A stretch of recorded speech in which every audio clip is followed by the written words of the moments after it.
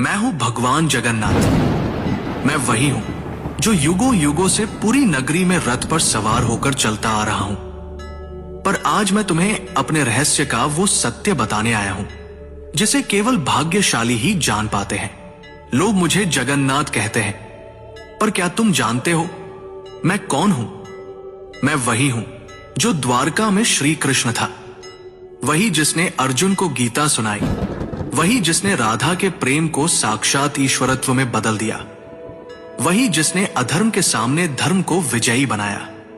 जब द्वारका का अंत हुआ, मेरा पार्थिव शरीर समुद्र में प्रवाहित कर दिया गया, पर मेरा हृदय, मेरा चेतन तत्व नष्ट नहीं हुआ। समुद्र में एक दिव्य काष्ठ पवित्र लकड़ी के रूप में प्रकट हुई और बहती हुई पुरी के तट पर आई। उसी समय राजा इंद्रद्युम्न ने मुझे स्वप्न में देखा। हे राजन, ये कोई साधारण लकड़ी नहीं, ये मेरा शरीर है, इससे मेरा विग्रह बनवाओ। राजा ने आदेश दिया। मूर्ति बनाने के लिए एक वृद्ध पुरुष प्रकट हुए। उन्होंने कहा, इन्हें गुप्त रूप से बनाऊंगा, कोई द्वार मत खोलना। वो कोई और नहीं, स्वयं विश्वकर्मा थे। जब मूर्तियां बन रही थी, रानी की चिंता बढ़ी। द्वार खुलवाया गया। मूर्तियां अधूरी थी। मेरे हाथ नहीं थे, मेरे चरण नहीं थे, पर तभी आकाशवाणी हुई, यही मेरा विराट रूप है, यही मेरा जगन्नाथ स्वरूप है, जहां मैं हर सीमा से परे हूं। जो मूर्ति नहीं, चेतना है, जो धर्म का रक्षक है।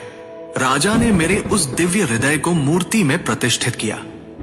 वो हृदय जो श्री कृष्ण रूपी मेरी चेतना का केंद्र था, वो आज भी मेरी मूर्ति में वास करता है। हर 12 से 19 वर्षों में जब मेरी मूर्तियां बदली जाती हैं, उस हृदय को गुप्त रूप से नव विग्रह में स्थापित किया जाता है। कोई उसे देख नहीं सकता, कोई उसका वर्णन नहीं कर सकता, क्योंकि वो हृदय भौतिक नहीं, दिव्य है। मैं वही हूं जो कृष्ण है, विष्णु है और फिर भी सबसे परे है। मेरी आंखें गोल हैं क्योंकि मैं हर दिशा में देखता हूं। जब मैं अपने भाई बलभद्र और बहन सुभद्रा के साथ रथ पर सवार होता हूं, तो वो यात्रा कोई उत्सव नहीं, वो क्षण है जब मैं मंदिर से निकलकर भक्तों के हृदय तक पहुंचता हूं। जब तुम मुझे सच्चे हृदय से पुकारोगे, ओम नमो भगवते जगन्नाथाय, तो तुम पाओगे कि मैं तुमसे कभी दूर था ही नहीं। मैं वही था तुम्हारे भीतर, तुम्हारी चेतना में।